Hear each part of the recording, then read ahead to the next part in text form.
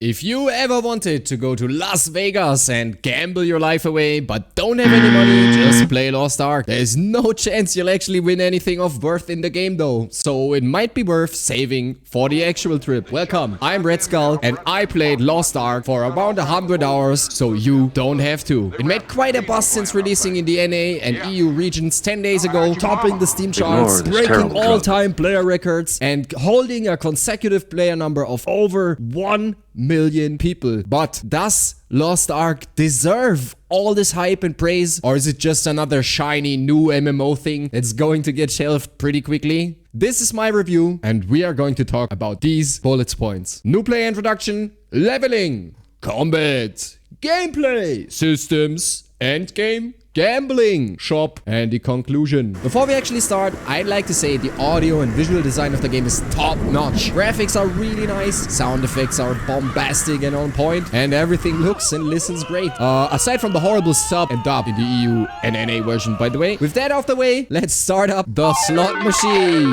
As a new player in Lost Ark, the first thing you have to do is pick one of the available servers. All of them are full, so it doesn't really matter which one you play on. You're gonna have queues on most of them. Some don't have a long queue, some have really long queues, but they're all pretty damn full, so it doesn't really matter which one you pick if you don't have any friends playing on a specific server, right? The first thing you do is creating your character, which is basically a standard MMO character creation. It's pretty good. There's a lot of presets, there's some sliders, you can put tattoos and hairstyles and whatever, you know the drill. The actual cool thing I found really cool in Lost Ark, you don't have to actually create a character in order to get a feeling of how it will play, right? You can try all the classes with max level and endgame builds and abilities before actually creating your character. That's a really cool thing to have in an MMO, because you can never judge how a class plays just by how the early game is, right? You'll have to level the character to max level and find out if you like the gameplay there, because that's where most of the content is taking place. So that's actually a really cool addition. You can try everything for free and then just pick the class you like the most. Once you load into your character, you instantly get a set of 8 abilities to play with. So it's not 10 hours or whatever it is in most of the other MMOs where you just press one button and wait for enemies to die while not being in danger at all. You got 8 abilities to press and throw at enemies while being in no danger of dying. So there's more buttons. The introduction to the storyline is meh at best, and at worst it doesn't make any sense. It seems to be like a relic of an older version of the game. If you feel pretty displaced, and it didn't really make any sense to me. But who plays a game like Lost Ark for the story, am I right? It's about killing big ass monsters and like looting loads of stuff. The game does an okay job at introducing the systems, the base systems of the game while leveling. For everything else, well, the game's been out for quite a while in Korea and Russia and stuff, so there's a guide for basically everything around. So information is readily available. The game does an incredible job at making you addicted to the gameplay, to the core gameplay loop, which is kill monsters and loot stuff. You get rewards for every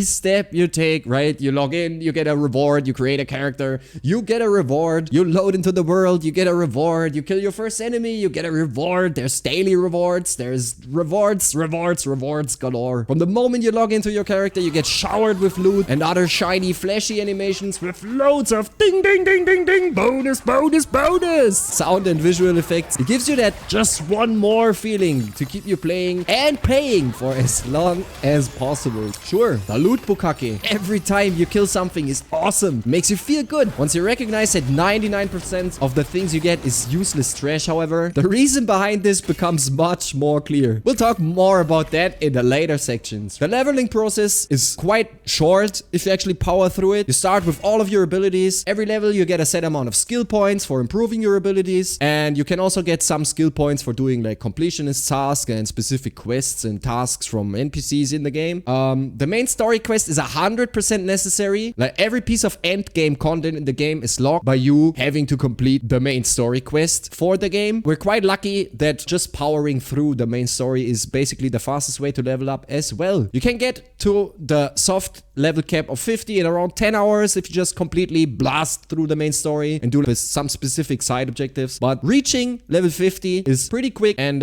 it doesn't really take a lot of time. The zones you level through are linear areas with a set start and finish finish point. There's a lot of completionism stuff in these zones, but while leveling, you're funneled through them at an incredible pace. Some of the zones look really good, and there's a lot of variety for the zone designs, but if you try to kind of go fast, you won't necessarily see that good design until much later when you start the completionism content and the side activities after reaching the soft cap of level 50. Gameplay from start to finish, from level 10, which is the starting level, to level 50, and basically probably into all the other late game content, stays the same. We're gonna talk about that in the combat section, which is following right now. The combat, the most important part of any MMO probably. If an MMO doesn't have good combat, it's not a good MMO, right? From level 10 on, it's basically the same. As I said, you go into a dungeon, into an area, wherever your main story quests leads you at the moment. Pull as many monsters as you can, run a few circuits around them so they are quite condensed and tightly together, and then you just one-shot them with any of your abilities. You wait for your pet to loot and do the same again. Sometimes you'll need 2 spells for certain enemies, but that's very, very rare. This doesn't change throughout the whole game, at least as far as I am right now in tier 2. Aside from the Guardian raids and Abyss dungeons, where you basically whack-a-mole a boss for up to 15 minutes at a time, trying to dodge basically untelegraphed one-shot mechanics while chugging away at your health potions. Lost Ark players call this not really telegraphing of boss mechanics, having to read the boss's body language, because basically the boss will just twitch and one-shot you if you're not away at the right time. The abilities you have look and feel really, really good to use. Like, the animations take eternities though, and it feels really stale and slow once you recognize there will never be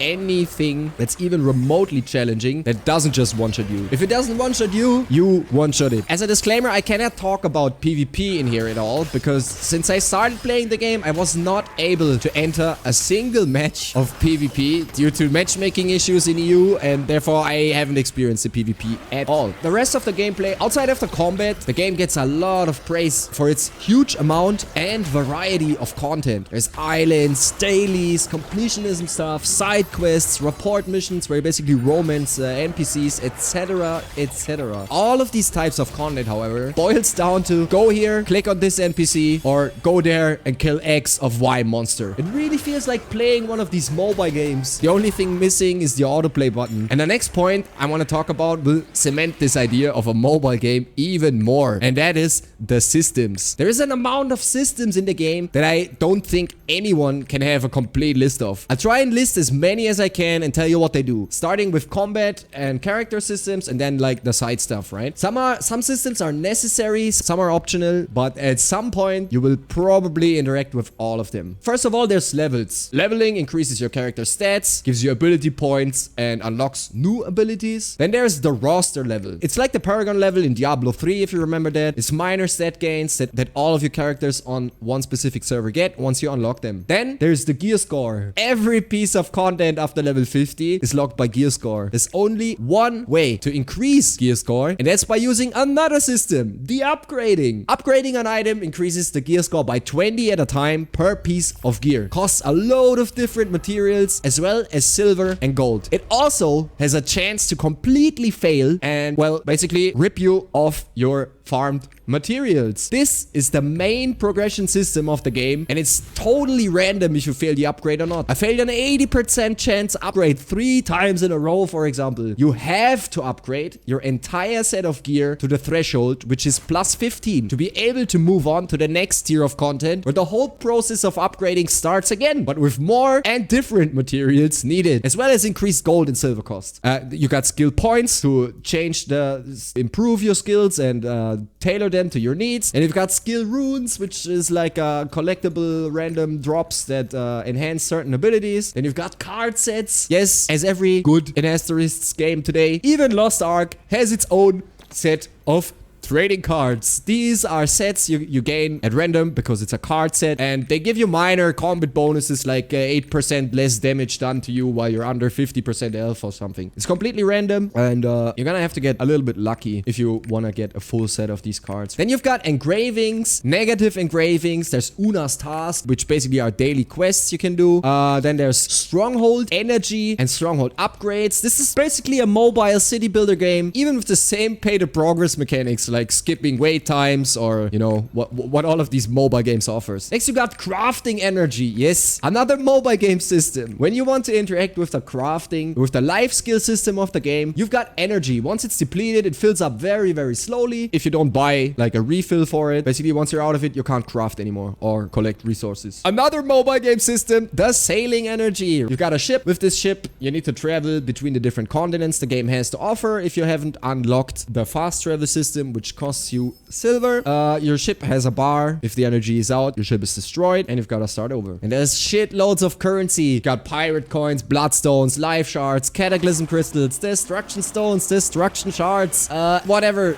Like, there's so many of them. No one can ever keep tabs on what they use for and how to acquire them. With a few of them seeming absolutely worthless. Systems galore. There's even more. Most of these systems are so minor in the impact on the game, you could remove them without it affecting anyone if the game was designed to be played in a free-to-play way. The way the game is designed, however, all of these systems are in the perfect place to sooner rather than later bring you to a point of stagnation and being out of something. Be it gold, be it shards, be it crystals, be it sailing energy, and that's where the all-encompassing cash shop comes into play. We'll talk about the shop at the end of the video. For now, we'll finish leveling and go into the end game. You reach level 50, you finish the storyline, then you start upgrading your gear, and through that, unlock more raids and dungeons that give you stuff to keep upgrading your gear, if you're lucky enough. You do dailies, which by the way can be auto-completed by buying an item from the cash shop. It gives you the same materials and other currencies you can buy materials for, and then you're free to do whatever.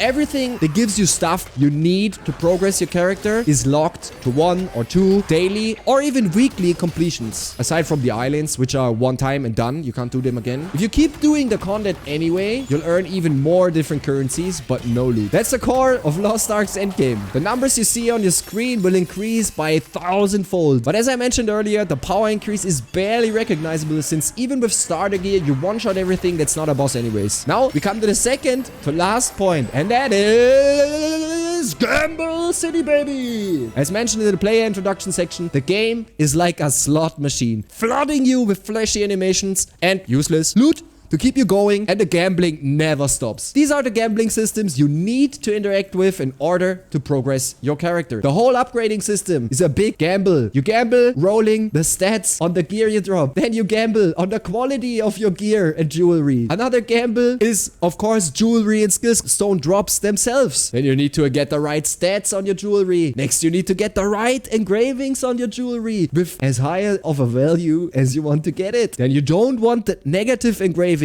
that weaken your character. So that's another role you need to pass in order to be able to equip a single item. The next gamble you gotta interact with if you want to progress your character and make it strong for the raids and harder dungeons is the skill stone faceting. It's basically 30 dice rolls in a row, costs silver as well, which is the in-game currency, and if you fuck it up, your stone is trash and you can throw it away. You gamble on cards, as I said earlier. You gamble on glyph drops. You need to get the right one. You need to get the right one for all of your abilities because dropping it once is not enough. You need 1 per ability, so at least 8 of the glyphs. Then, of course, in all of these games, matchmaking is a big gamble. The amount of currency that drops. You gamble on availability of certain vendors and on the availability of certain events, bosses, and islands, which are locked to specific times or dates or whatever, right? To give an example that is more specific, you're playing a Mayhem Berserker. To get a piece of jewelry you can equip, it has to roll the stats you need, roll the secondary set you need, have better quality than the one you have equipped at the moment, have engravings, 2 plural you need, at best with more than +1 to your favorite engraving. Then it needs to not have negative engravings, you're close to reaching the 5-point threshold, and it has to have a different name than your other one because else it's locked to 1 equip